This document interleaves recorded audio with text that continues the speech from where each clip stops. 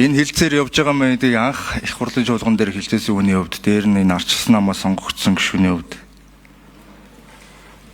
тодорхой нэг зүйлийг одоо залруулж сануулахгүй нэг буруу ойлголт яваад энэ ардчилсан нам засагт ороод ардчилсан намын дарга тэргүүн шадар сайд болоод эдийн засгийн хөгжлийн сайд болоод энэ хилцээрийг хийгээд эхэлсэн юм шиг дотоодын үйлдвэрлэлийн эсрэг хараад зогссон юм шиг юм ойлголт яваад байгаа.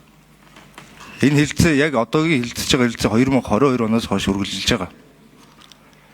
Тэр чуулганы хуралдаан дээр намайг анх сануулж яхад манайх өөрсдөө дотоодоо хийж чаддаг бүтээгдэхүүн, нэр төрлийн бүтээгдэхүүнд бүгдээрээ галын тарифын тэг болгоцсон байсан. Тэг болгоцсон. Үүний дараа их хурлын гишүүд, бизнесийн байгууллагууд, үйлдвэрлэгчид саналаа хэлээд эдийн засгийн яам, хөгжлийн яам саналыг нь сонсоод 23 нэр төрлийн бараа бүтээгдэхүүнүүд дээр бид нэр галын тарифыг тэгэлж болохгүй байна гэдэг саналаа хойд хөрштөө 4 удаагийн хэлцээр хийсэн.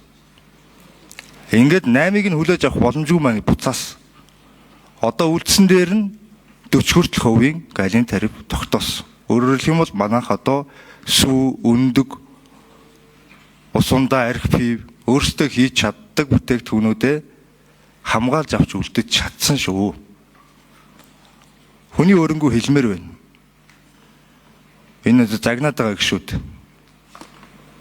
Яг энэ хэлцээр өнөөдөр хүртэл анх тэр чуулган дээр сануулснаас хойш 4 сар өнгөрч байна.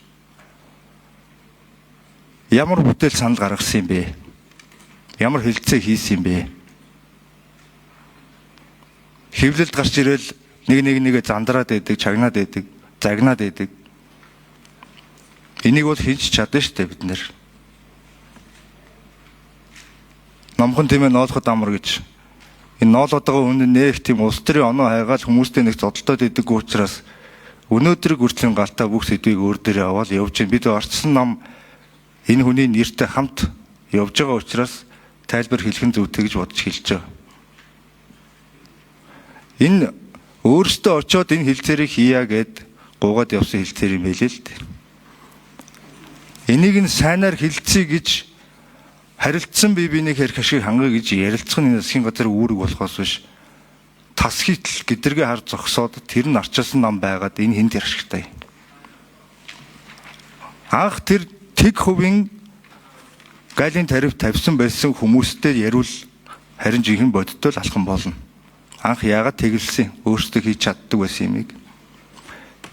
Тэр хүмүүстэй асуудал ярихгүй тэр тэгэлсэн байсныг нь одоо харин галын татвартай болгоод дотоодын үйлдвэрлэлүүдэд хамгаалцсан сайд руу бөөндөө дайраад өөрөө юм хэлэхгүй. Өчнөө хоног сонсоод өнөөдөр тайлбар хэлж байгаа. Өөрөө энэ чуулганы үед сануулж байсан хүний хувьд хэлэхэд. Тэгэхээр цаашдаа бид нэр ингээд нэм олон нийт ингэж бодож байгаа юм чинь гэдэг байдлаар асуудалд юу н хандмааргүй юм байл. Төрийн ажил байх энэ бас.